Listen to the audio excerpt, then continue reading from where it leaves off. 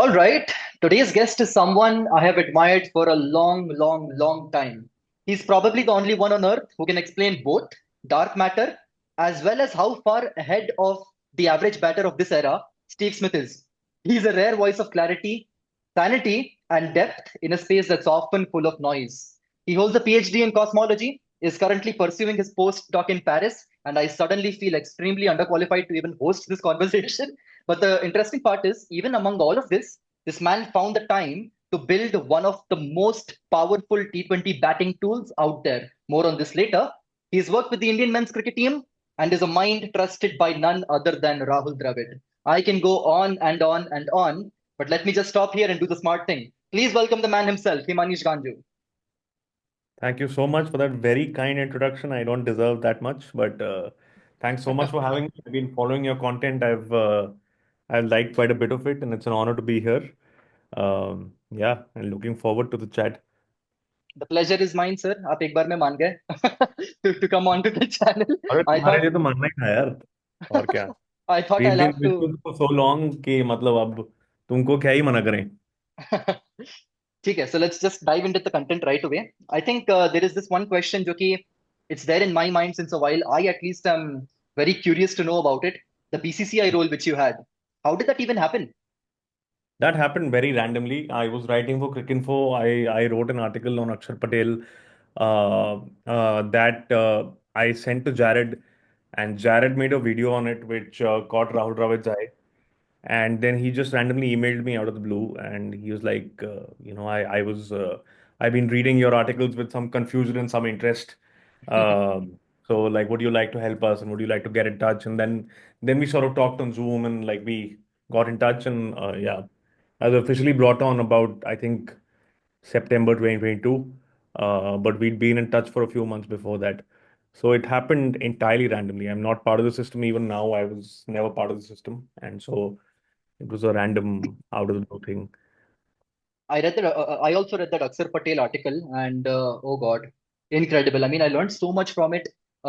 Be it with respect to trajectories, dip का उल्टा भी कुछ होता है उस समय पता पड़ा मेरे को lift उसके बाद speeds, so many things I learned about it, and that was top-notch content. I'll try and link it in the description if I find it somewhere, so that Thank you. the viewers can also have a look at that. And because you have worked so closely, with international teams, coaches, you've worked at the highest level. Could you help us break down in very simple terms what actually does a cricket analyst do? Is it video analysis? Is it data analysis? Is it technical analysis? Or are there different people doing these things differently? Exactly hota kya So it depends, right? So until very recently, a lot of analysis in cricket has been video analysis. hai? Data hasn't really been used like data is used in football or uh, basketball or baseball, right? So we haven't really made that step up until about 5 years ago. So mostly it's video analysis. Now my job wasn't that. My job was purely data. And so the long and short of it is that the job is problem solving. So if you find a problem with one of your own players in terms of how they're performing or not performing, you have to have the skill set to go into the data and try to interrogate it and try to understand why that's happening and then present proof with the numbers. See, a lot of the times, the things I used to tell Rahul Bhai or Rohit, they knew these things already because they are smart enough to understand, but to have numbers back that is, a level of it's a level of surety that you don't get from just, vibes, right? So Right. that is the job profile where you use data and like different kinds of data mixed with your knowledge of cricket to sort of solve problems for the team. Yeah. And in modern day cricket, it can be combined with video as well because my data can tell you that, okay, someone has a problem outside the off stump, right? Or someone has a problem to the ball that seams into the stumps. Now that combined with video can tell you what that problem is, right? So data always has to be combined with video to sort of analyze technique as well. So it's a combination, but my job was just data. I did not have access to any video. Okay. Um, Okay. So, and is this role usually a reactive role where you're responding to specific questions coming from the coaching staff? Or are you yourself proactively digging into the data and then going up to them and saying, hey, here's something I found? it's both. So my job was about 60 to 70% proactive and 30% reactive. Okay. in the sense that I was left to do my own research. I was left to find my own issues and find the answers to them. And also, like, as time went on and I sort of understood how they were working, they would also come to me with questions that, we've noticed this one thing happening. Can you look into the data for this? So it was about 60-40, I'd say. Okay. But yeah, I don't know how it usually works with other teams, but my job was open-ended in the sense that I could do my own research for Okay. things. So yeah, Okay. it was proactive. Yeah. Lovely. And how open or how receptive are the coaches, and actually more towards the players? How how much do they value data? Suppose you point out a flaw and say Virat Kohli is batting, and if you go and tell it to Virat Kohli, will he take it? Yeah. No, like most players won't take it, and that's why you have to be sort of like you have to train yourself in how to talk to the players, Mhm. and that's why I never talk to the players directly. I used to give my insights to the coaches, and the coaches would then transmit it to the players, and that is an art in itself. So it takes time for an analyst to sort of build up the trust with the players, and B, sort of get on their wavelength in terms of understanding which player takes what on, right? So that takes time, and that takes a lot of effort on the part of the analyst as well. I didn't have access to the players, so my job wasn't talking to them. So Okay. my job was telling the coaches, ki, like this player has this issue. So then they would find the best way to sort of talk to them. But it's a very important call for an analyst to, uh, you know, think about how to talk to different players, because different players have different sort of receptivity to data. And you've got to often find the best way to couch the insight that you have so that they'll take it. If you just show them numbers or a plot or a graph, they might not understand it or they might not believe in it. But you've got to then know the player well enough to sort of transform your insight into a way that the player will understand, right? So that's an art as well. So you're saying storytelling plays a big part over here. Is it? Yes, I think it's a very Mhm. big part of an analyst's job, to be able to tell the story convincingly to the player so that they understand what's wrong or what's not wrong. Yeah. So, is there any big difference between, say, a data analyst working in an IT firm versus a sports data analyst? Because I see there are a lot of parallels over here. No, I think so. I think for sports, I believe that you've got to know the sport very well. 100%. Huh? Because it's like doing physics, right? To do physics research, you need to understand the physics well, and only then can you sort of make mathematical models of the physical world, right? So, in the same way, if you want to ask questions of the data, your understanding of the game should be paramount. And once you understand the game, only then can you sort of learn the skill of asking questions from the game, and then trying to mold those questions into mathematical structures that you can then query using numbers, right? So you have to understand the game very well. I always think that if you want to become a data analyst, the data is secondary, but understanding the game is primary. And most of my conversations with Rahul Bhai or the coaches or Rohit were always centered around cricket. Like they don't care, or like they don't understand code or like numbers or like distributions. They understand cricket. So you've got to understand the game very well in order to first question it and then communicate it to the players and the coaches. So that is the primary thing you need to sort of build on. Totally, because I myself also believe in the same, because I see a lot of analysis going on social media where they're not watching the game, but they are just querying something from Stats Guru and they're posting it as if they're some real experts, and that does not make sense most of the time. You have to Yeah. combine your visual visuals with the data, and that's how you get an insight. You Right, were saying right. something? No, no, no. I was agreeing with you, right?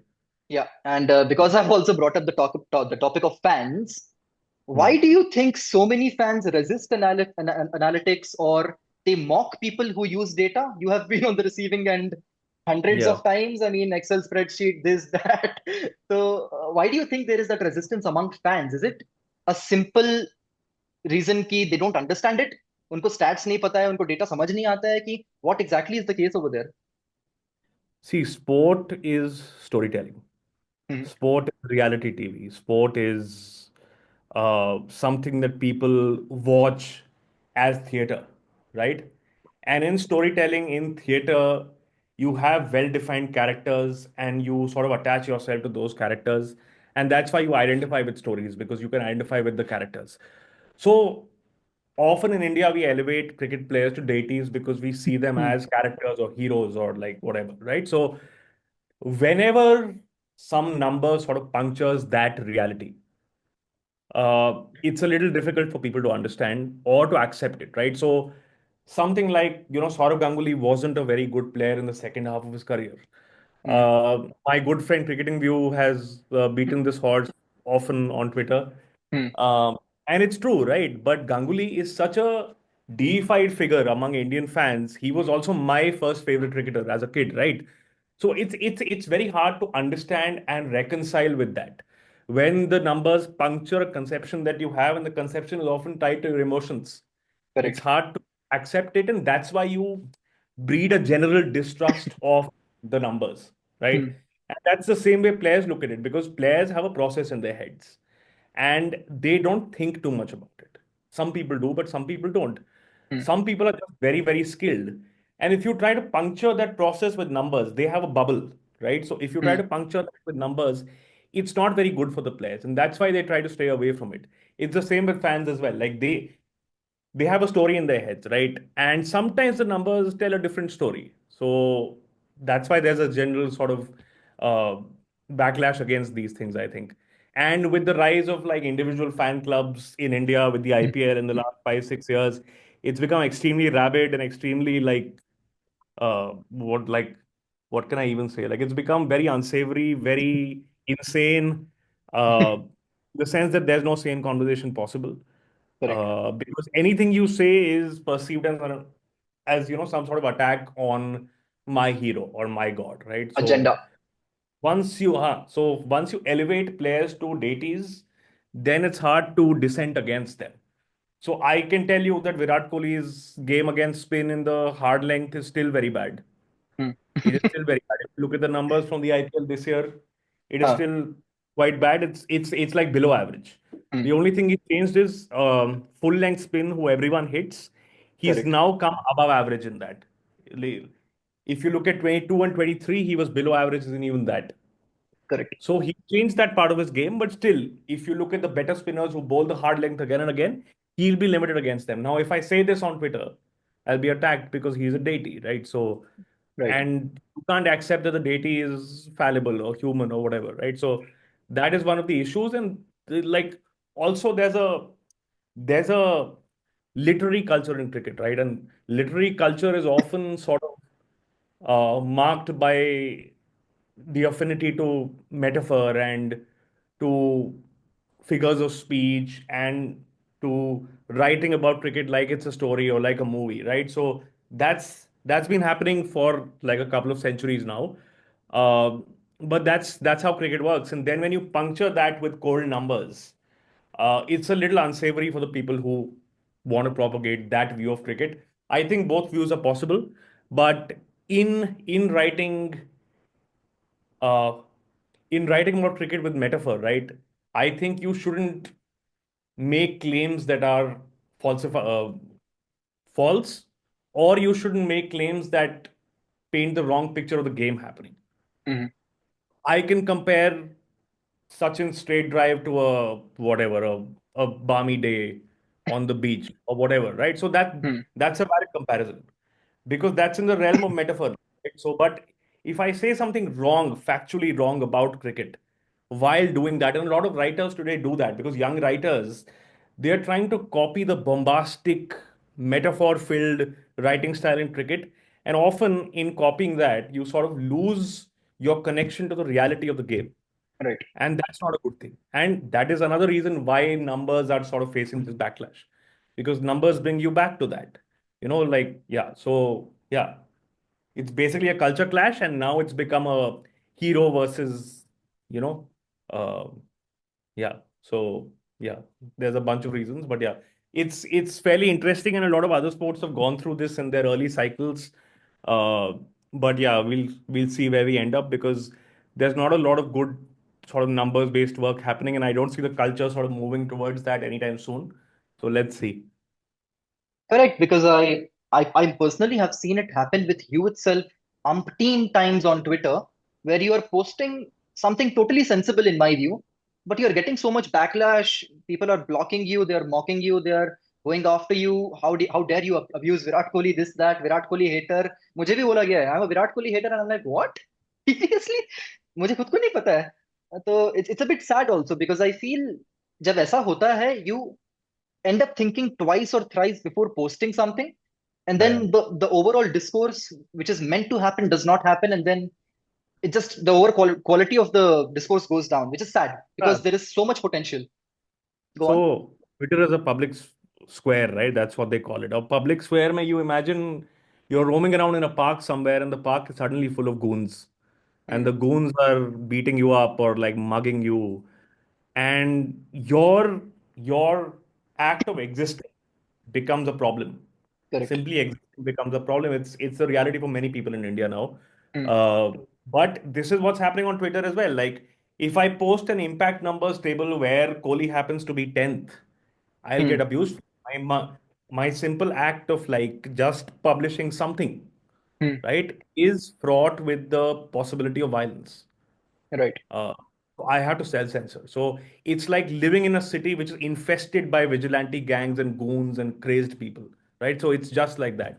And like you said, because of that, you have to self-censor, and then the discourse doesn't happen. And a lot of sensible people leave cricket Twitter because of this thing, right? Hmm. Uh, Because there's no discourse possible without getting a lot of galis, right? Yeah.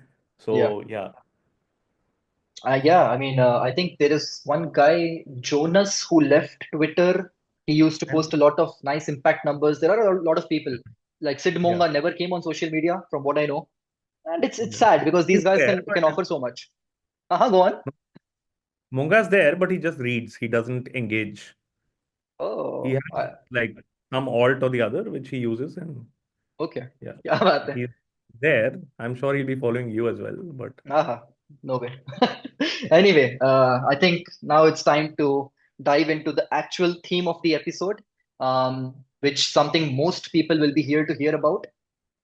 Let's say someone is a cricket fan who loves the game very deeply and wants to get into the analytics field, because I think what you have done is a dream job for so many people, probably myself included.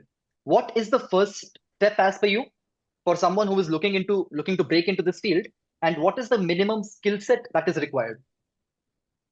I think currently, if you look at the analysts in India, there is no bar really. They Okay. don't really know any statistics or math, right? So currently, because the bar is video analysis, right? So that is one way to go about it. If you Okay. want to do video analysis, so that's a different thing. But no matter what you want to do, the first step is understanding the game properly.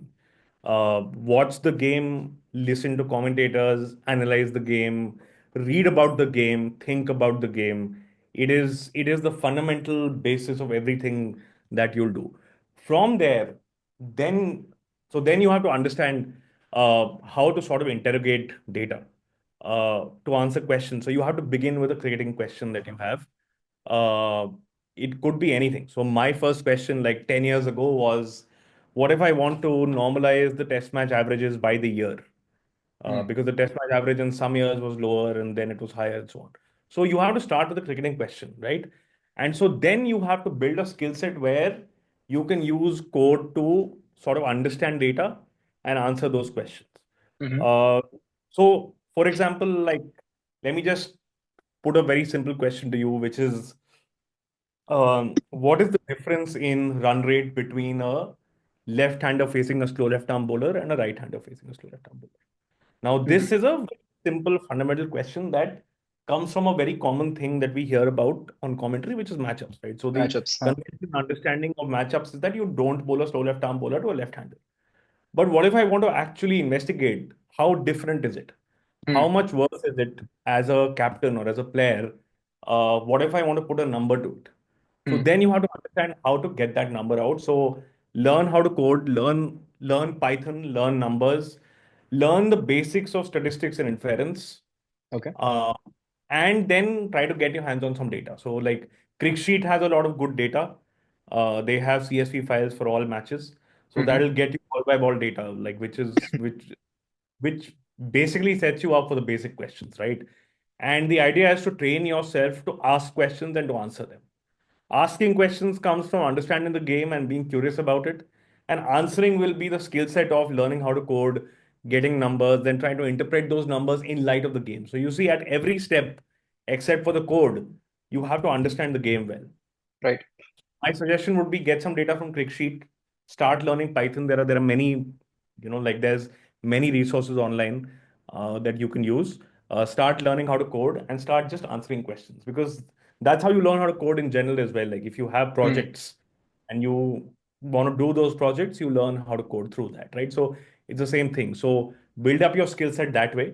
And then there are other kinds of data that you could or could not get your hands on. And then you start experimenting with that.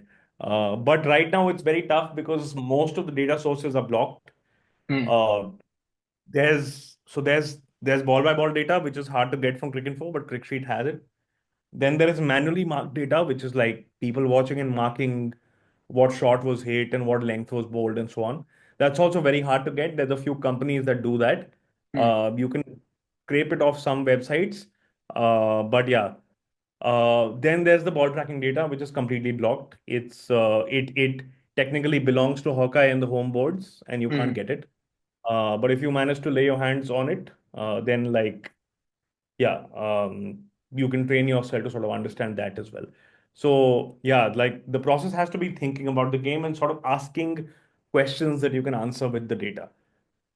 Okay. And because you mentioned projects, let's talk about the portfolio because अगर मैं कहीं apply करता हूँ, what Hmm. are they looking for in my portfolio? What kind of projects are they looking for? Are they looking for something very specific? Yeah, This is just a dicey question, right? Mhm. Because in cricket, there is no culture of data analysis. Right. I'll tell you about the NFL, right? So in the NFL, they have a data bowl every year, Hmm. in which what they do is they will release all the data and they will give you a theme for the year. Just say this year the theme was, I think, passes. Okay. So now, if you're competing in the data bowl, you take that theme and you write a project on that with the data. So if the theme is, let's say, like leg spin this year, right? Hmm. Then you could choose to answer the question that what is the efficacy of leg spin when it's bowled slower or faster, or Hmm. whatever, right? You build a project around it, you do it.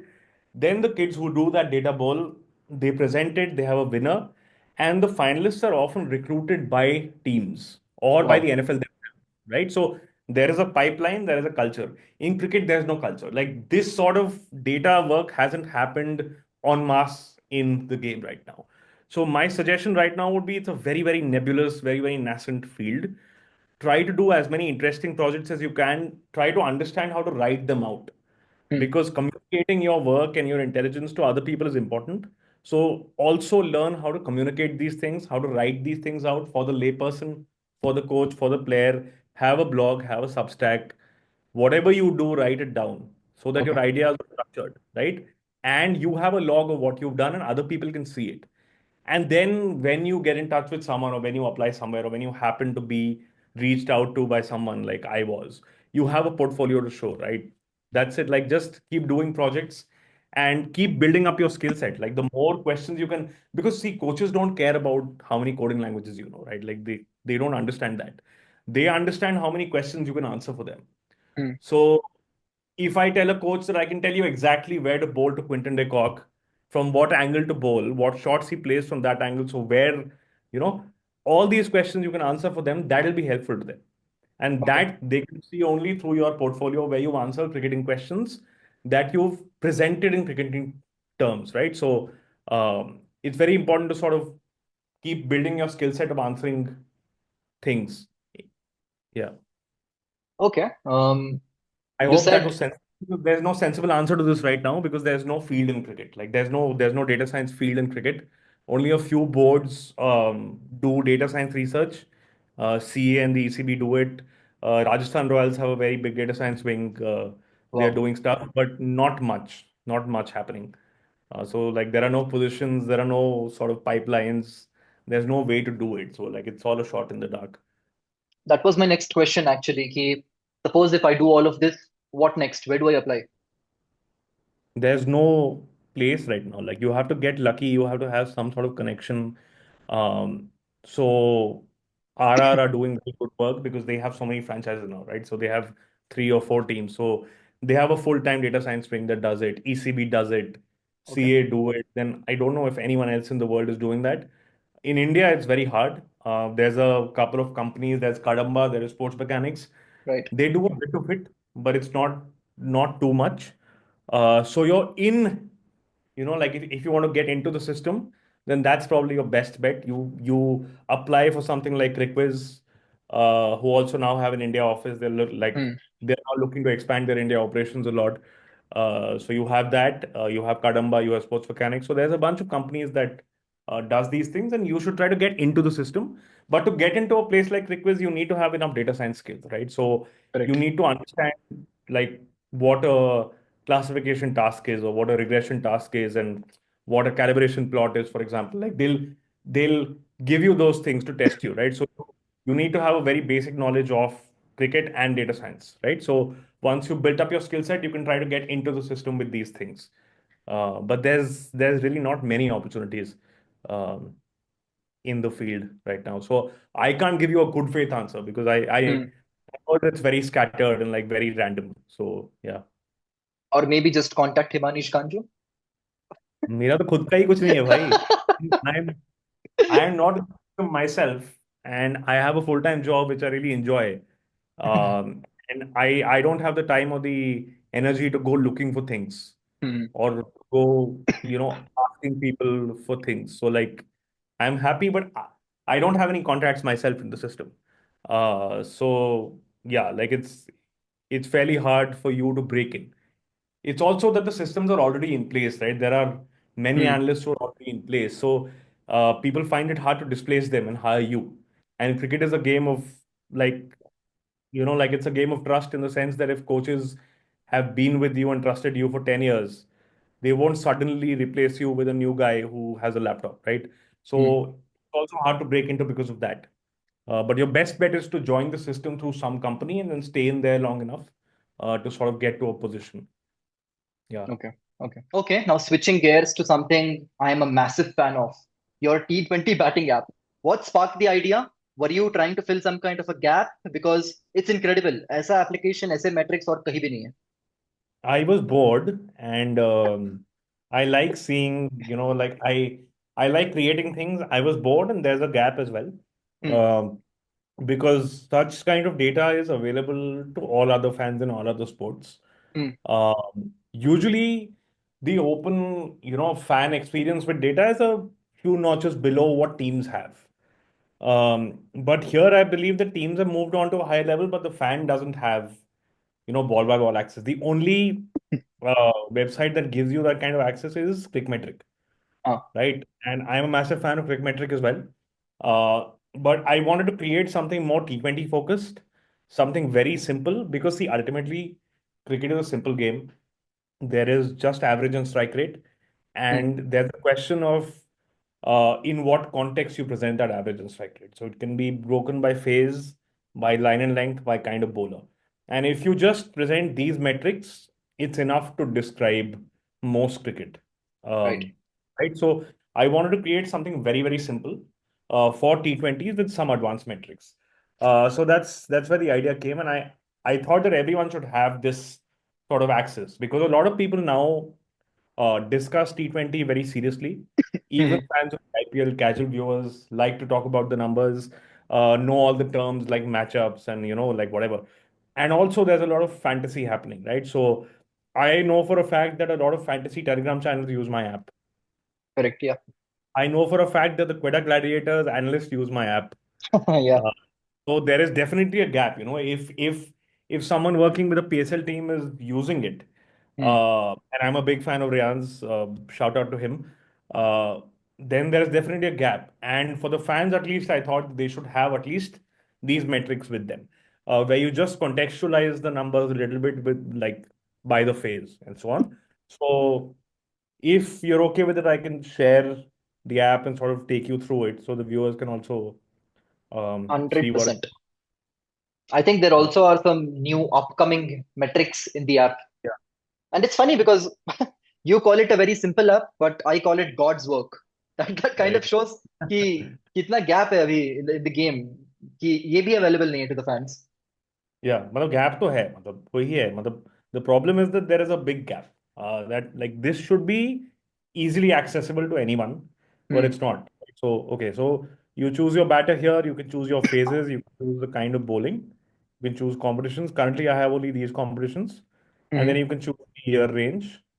And then you can have a filter for first 10 balls only because a lot of analysts sort of use this because they want to gauge how your behavior is in the first 10 balls, so on. Hmm. So anyway, then you click generate.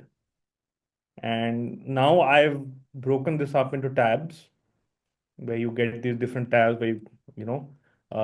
So the first tab is bowling types. It's a very simple breakdown of your performance in each phase by bowling type. You have the strike rate, you have the strike rate plus, which is your strike rate compared to the average strike rate in that phase versus that bowling. Hmm. So compared to all right-handers facing left-arm pace in the middle first overs, your strike rate plus is 71. So your 71 strike rate points higher than the average Wow. uh, there. So things like these. Then the impact, this is derived from the cricket for impact, where the impact just means like on each ball that you have an action, so you hit a four or you get out or you hit a dot, what is the change in the team's final score? Hmm. So like what is the change in the predicted score for the team? That is the impact on each ball, and then you sum it over or you like take a mean or whatever. So you have these simple metrics, Hmm. boundary, dot, average, ball face, strike rate, these things. Then you get to the shot types where you've broken the performance down by shot type. This is sorted by, I think, the most frequent shot, right? So his flick is the most frequent for six. So yeah. So you have AV, control percentage, the percentage of time he plays that shot, and so on. So you can look at shots. Then you have a line and length breakdown. This is like a manually marked line and length. It's not exact. Okay. It's based on what the scorers see on TV and then mark. So then, like again, you have a line and length breakdown of like whatever strike rate average and balls faced. Hmm. Then you have short areas. You have a wagon wheel of fours and sixes.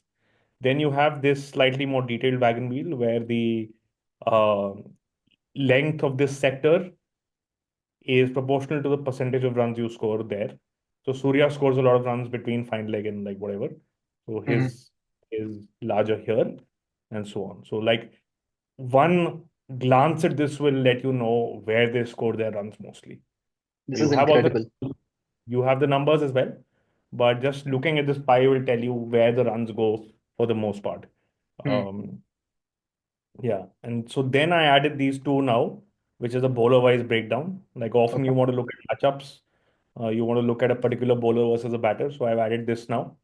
So Hmm. you have all the bowlers with I think minimum 15 balls who face the batter, and then you have the numbers for that. And then you have a year-wise comparison Hmm. that you look at. And then these are the advanced metrics I've added now. So first you have the relative metrics. So runs above average and wickets above average are basically just your run scoring and your wicket loss tendencies compared to the average batter in that phase with those many wickets lost. So like you take the phase of each ball you've faced and the wickets lost by the team, and that sort of dictates your strategy, right? So what we Hmm. call intent is dictated by the game state in T20. Right. So this game state dictates how fast you'll go, basically. So compared to the average batter in that phase or that game state, how fast have you gone and how many wickets have you lost compared to them? Wow. So this is very fast, for example. This is like a plus 50. So So basically, if the average batter is going at 100, Surya is going at 150. yeah, yeah. Okay. Like so the average batter must go at 130, 140. Okay. Uh, so Surya is going at whatever, like 180, Wow. right? So that's what this tells you. This is similar, but just for wickets lost. So negative means that he's losing his wickets more than average. Hmm. But the combination of these two numbers will tell you how he plays. So a high RAA and a low WA means you're losing your wickets more often, but you're also scoring more runs.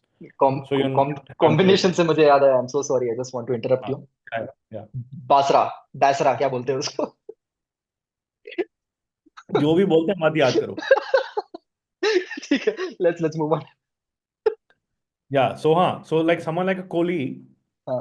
will have a low RAA but a positive WA because he preserves his wickets, and the cost of that is he doesn't score fast enough. हाँ. So something like that. So the combination of RAA WA will tell you what kind of batter they are. Then the true SR is the same thing as RA, but here I factored in the line and length. Okay. So given the line and length of the ball, what does the average batter do in that phase? So you take only good length. The average batter scores at 110 versus the good length. Surya might score at 150, whatever. So you take all Wow. the balls, you take the mean of that. So this is that thing. Same thing by year Hmm. and same thing by phase. Superb. You can see in the middle overs when most batters go a little, like Yep. slow. Surya has a true SR of 41 and 63. He's a god. Yeah. Then there's a true SR by length, same thing but broken down by length. So you can see um, full balls, he'll punish you a lot more. So that's about a plus 48, right? So for full balls, he has a plus 48 strike rate. For Hmm. good length, again, he has a plus whatever, 30 strike rate. So this is true SR just broken down by length Okay. because length is the most important thing in cricket. So Correct. like a breakdown by length is very important. So you see that. Then you have true run patterns. This is something I took from Jared Kimber and Varun, who works with him for good areas. So this is just basically like given the line length and bowling type and phase, how many dots or singles or fours or sixes does the average batsman get? And Okay. how much better are you compared to the average batter in all these things? So his true zeros are nearly average but negative. That means he has a few more dots than the average batter, but he has very, very few ones compared to the average batter. He has Hmm. more fours and more sixes, Okay. given the line length. Okay. So this is a breakdown of his scoring patterns in the sense of like, is he someone like Gale who doesn't take many singles? So things like those, right? So this breaks it down, but it also factors in the line and length of the ball and the bowling type. So Hmm. versus you might have a different pattern, right? So things like this. So yeah, and then I have these short quality metrics. There's a very nice explanation given here, which is that so in the power play, if I take all the shots that he's played, so let's say he's played 10 cover drives and 10 pulls, Hmm. what is the average batter going to do on those shots? So the overall strike rate on cover drives must be like 140, and the overall strike rate on pulls must be 200. So then the intent is just what the overall strike rate for that shot is. And this is summed over all the shots he plays. So it's telling you, it's giving you a measure of intent. So someone who defends a lot, right? Someone who defends a lot will have an intent which is very low because the average score for defense is like 20 strike rate, Correct. Hmm. right? So this is just telling you what kinds of shots they hit in different phases. Okay. If someone doesn't hit attacking shots, they'll have a low intent. Hmm. Then you have the efficacy, which is your so this is the actual strike rate you have on all these shots. Hmm. So given the shots he plays, he should have a strike rate of 129 if if he were the average batter. But he has 0.94 times 129. Okay. So he's not executing his shots perfectly. He has a lower strike rate than the average batter on the same shots. So Okay. if you made an average batter play the same shots in the same phase, they would have 129, but he has something like 124 or whatever this Wow. is, Hmm. right? So this is giving you that. So if you look at the middle again, he has a much higher. So the Hmm. average batter would get a 134 on those, but he gets 1.25 times 134, Wow.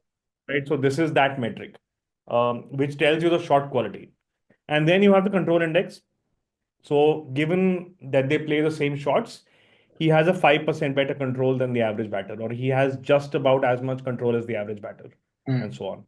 So this is giving you a sense of the kind of shots they choose to play, how well they execute those shots in terms of strike rate and control both, because there's two dimensions, right? There's how well you get the runs and how well you make contact. So if you don't make good contact, you'll get out. So this is again a sort of a recalibration of the strike rate and average concept, Superb. where this is telling you how fast you strike and this is telling you how well you strike in the sense of making contact. So this is telling you those things. Then Hmm. this is the thing I'm working on. It's not final yet. Hmm. It's the weighted short areas. Basically, like given the line and length they face, um, how much do they access a certain area of the ground compared to the average batter? So he accesses this area a lot more. Okay. So a good length ball on the off stump, an average batter will hit it here somewhere, Hmm. but he hits it here. Hmm. So that's why his number for this is very high. But I'm still working on this thing. It's still in trial mode. But yeah, like you can do all these things on the app, and I think this is enough information for people to play around with, like for different batters, different leagues, Hmm. um, different years. I have plans to add more things to it, but this is entirely based on ball by ball data. There's Okay. no ball tracking used in it. There's only ball by ball and shot type and control being used. So yeah. Wow. Imagine creating this for being bored. This is surreal. I mean, it's absolutely right. I call this God's work. It is, man. Gajab app hai, gajab app hai. It's incredible. आप Uh, लोग use करते हो आपको useful लगता है ये अच्छी बात है ना मतलब यू नो बिल्कुल. sometimes people ask me why do you keep it free why don't you monetize it so I say that like fans should have access to this much man Hmm. like it's not very complicated it's like very simple to maintain and it's very good simple data that tells you a lot about a player right so and people use Totally. it people so why not just keep it free and accessible. Do you also plan on adding bowling data?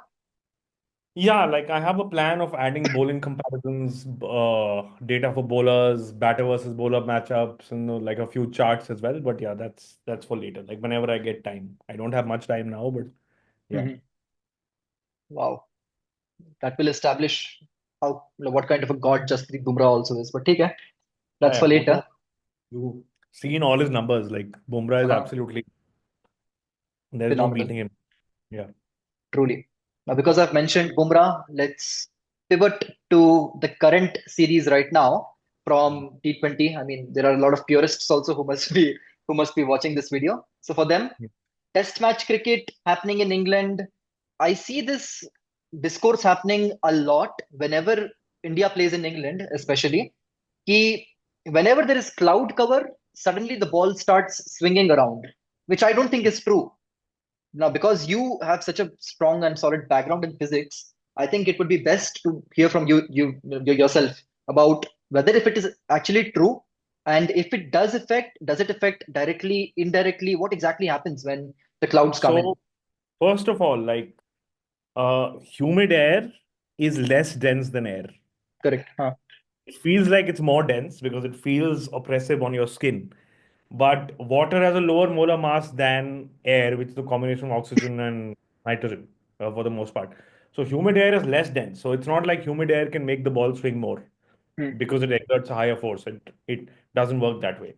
Then, secondly, there is no connection between clouds and swing that's ever been established in any scientific, like papers.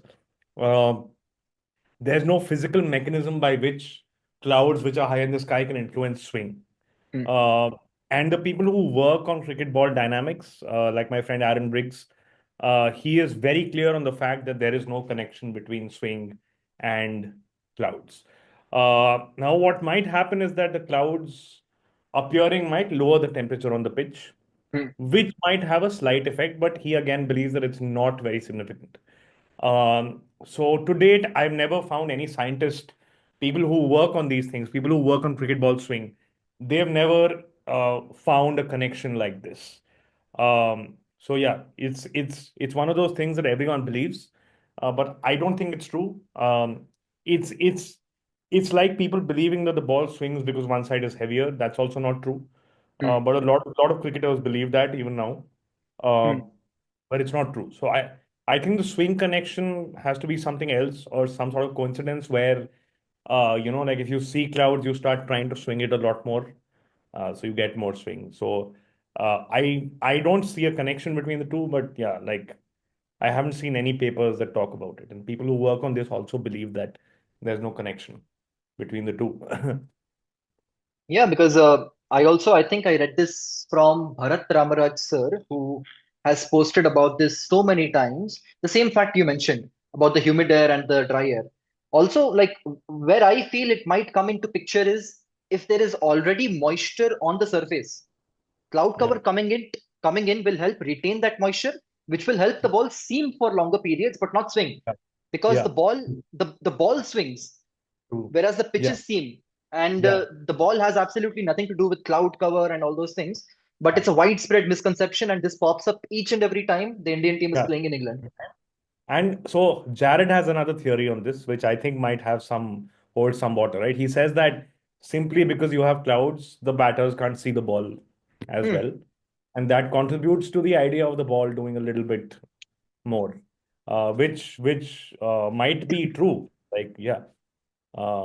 Yeah. So we were just talking about this at Lords when I was there for the WTC final, and we बड़े were लोग. sitting in and he made this point about how he has this bit about Ross Taylor in his book as well, where like Ross Taylor had an eye problem and he couldn't see the ball properly because of that, and then he made the same point that maybe darkness just makes the batters not able to see the ball properly, and this they feel like it's doing a lot more, right? So who knows? Um, yeah. Now I haven't had the time to correlate ball tracking data with weather Hmm. data. Hmm. So we have ball tracking data.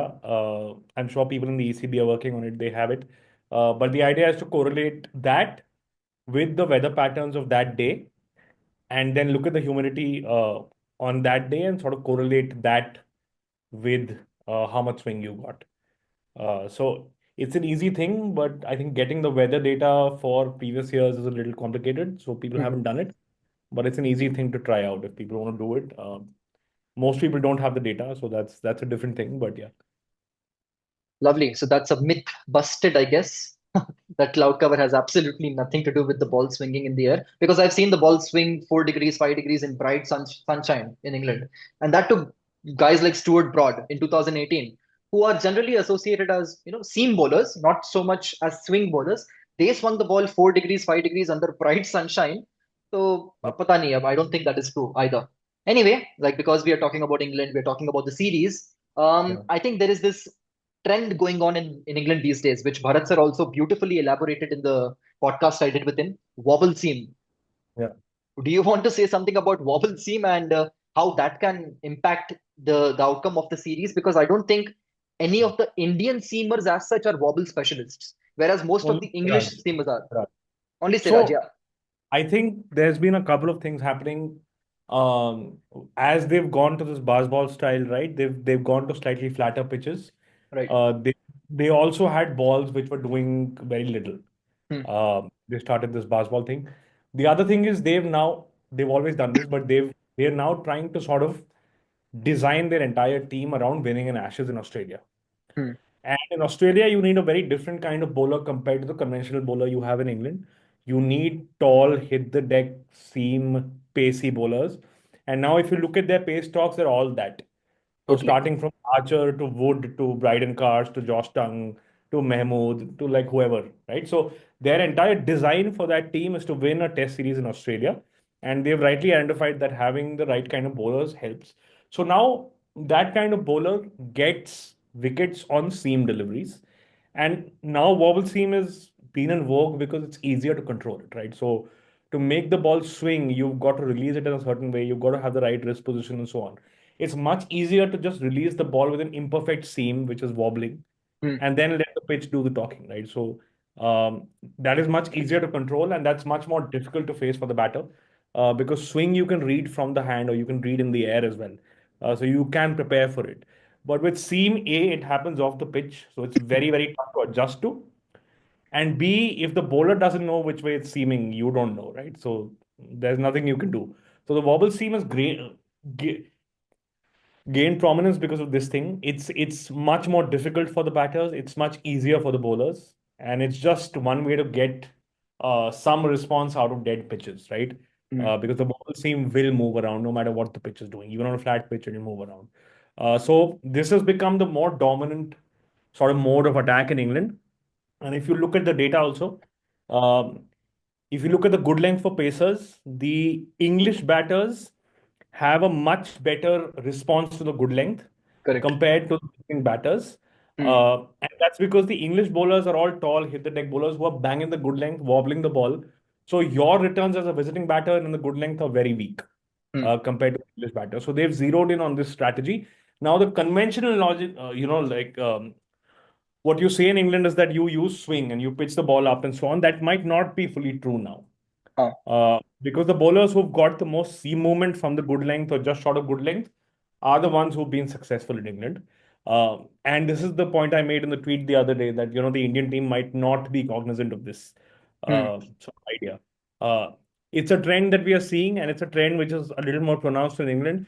South Africa did well versus England, I think, 2 years ago Huh. during Basel. That was because their tall bowlers could get that segment out and therefore trouble the batters at home, right? So yeah, so this is a new trend in cricket where the wobble ball is gaining prominence, but also it's like you can see it starkly in England because they've sort of tuned their pitches to that effect where they will try to operate with tall fast bowlers who hit the deck well. So that's a strategy they've sort of designed for themselves. And I think teams that visit England should also understand that, this is the way it's working now. And I think that's a big, big, big reason behind why they are winning so many home test matches. The good length metric, the good length stat that you mentioned over there. And also because you mentioned ki wobble seam, you don't know which way it will go after pitching. I remember Ian Bishop interviewing Shardul Thakur, and he said the same thing. कि मैं Yeah, release बस करता हूँ मुझे पता नहीं उसके बाद क्या होता है yeah, तो yeah, yeah it's interesting and because I speak of Shardul Thakur over here the Indian team right now is facing this huge conundrum at number 8. Do you play yeah, Shardul Thakur? Do you play Kuldeep Yadav because this has been a dry summer in England? Do you play yeah. Nitish Kumar Reddy, who I think is a bit too low at number 8 and he can't be your fourth bowler as such? I think he has to bat at number 7 at the lowest. What is your view on this entire debate? कि number 8 पे कौन खेलना चाहिए? I think we should play like five proper bowlers. हाँ, Uh, I mean, there might be a temptation to play eight batters and save face, not have a batting collapse and so on. But I think it's better to play five bowlers and look for 20 wickets, hmm, like Virat Kohli always did, right? It was the same with Virat Kohli. It was the same idea with Dravid and Rohit, and we should look to continue that. And like so our bowlers are a little short on experience. hmm, But there's no reason to not play them. The Indian team management might sort of look at the collapses that happened last week and go with Reddy. But I right. think that's a bad idea because you already have um, Pacer sort of struggling to support Bumrah for the other end, and you've got to buffer up the bowling so that Bumrah or Siraj or like I don't think Bumrah will play the next match, but like whoever's bowling from one end gets the support they need from the other end, and there is enough control. So Shardul Thakur couldn't provide control because he lost his lines.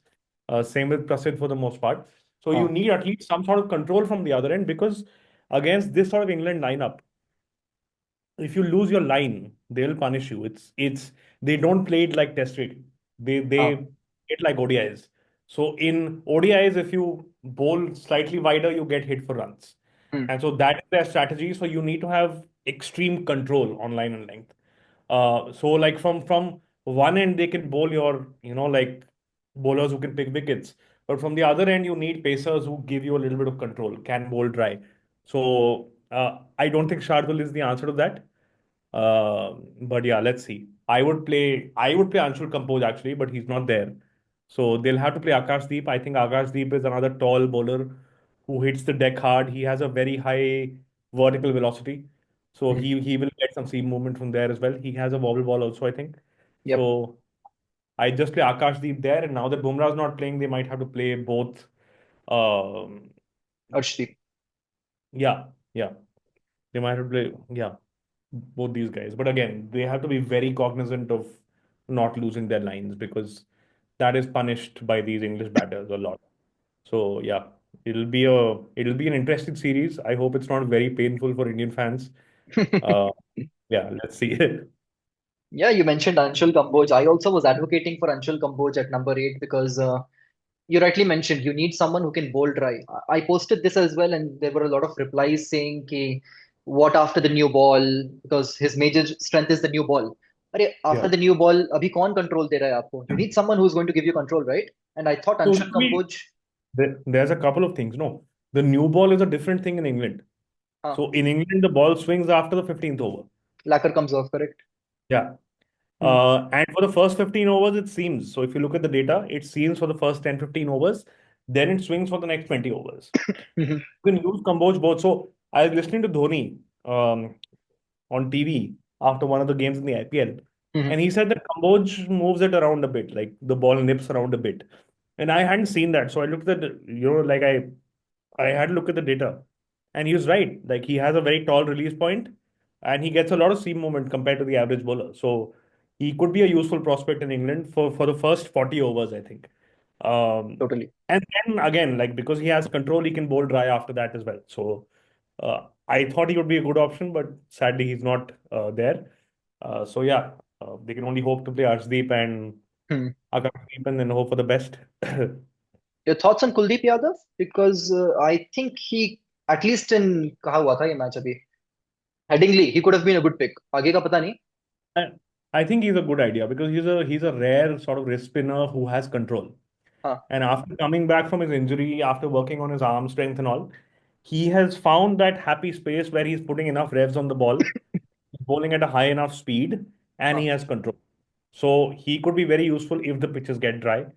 But again, I think the idea for starters was to play a bowler who can bat at it.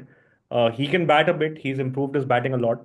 Hmm. But they were looking at someone who had a little more output, so they went with Shardul. But it might not be a bad idea to play him if they see the pitch getting dry or if the summer gets too hot, which it is, by the way. Like it's like very hot summer. So yeah. Also because I think he's putting more topspin on the ball right now, because of which he's getting more dip. And we saw how Duckett blasted the hell out of Jadeja by playing those Yeah. reverse sweeps. Stokes also, he came out with Yeah. just one mission कि मेरे को reverse sweep पे मारना है और कुछ नहीं करना है मेरे को. Yeah. That is Yeah. where I feel Kuldeep Yadav can be effective with the top spin he Yeah. gets. Top spin से बाउंस आता है हाँ. Turn you like you get more bounce, you get more turn, and because there's dip also, you sort of deceive the batter in the air. So Hmm. I think he could be a good prospect, but I don't think they'll drop Jadeja. So let's see. Maybe two spinners, that's what I was thinking. Yeah, maybe. Yeah. All right, Himanish, it was fantastic chatting with you. This has been unreal. Before we wrap up, I just have one small question for you in this limited time that we have. Is there one piece of advice that you would like to give to someone who dreams of being a cricket analyst? Or first of all, would you advise someone to be a cricket analyst right now? Don't make it a full-time job right now. Hmm. Uh, yeah, like look at it as a side gig for now because there's not many opportunities. Hmm. So especially if you're working in engineering or if you're doing some degree like that, uh, like it's very easy for you to build a skill set while working on a day job. So my advice would be right now to do that and start looking for opportunities on the side. Yeah, because it's not really a very mature field right now, so it's hard to get full-time gigs.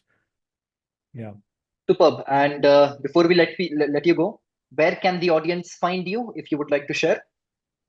it's hganju underscore 153 on Twitter, and And I yeah. think you also have a Substack, right? Where you don't I post have a often. Substack called Sadly. Deep Point. So I have a Substack called Deep Point where I haven't written in a long time. But yeah, if I ever write again, you will find me there. Superb. I'll link it in the description below, your Twitter as well as your Substack. I think you also have a ESPN profile where you have written some top class articles. I'll link that as well. Anyway, I just want to say for someone like me who is trying to break into this field, your journey is honestly a big inspiration, and I look up to you, the work you have done, and yeah, thank you so much for doing this, Himanish. This has been an absolute privilege, and I hope to have you back soon. Thank you so much. Lovely to be here. Thank you so much. Thank you, guys. Bye bye.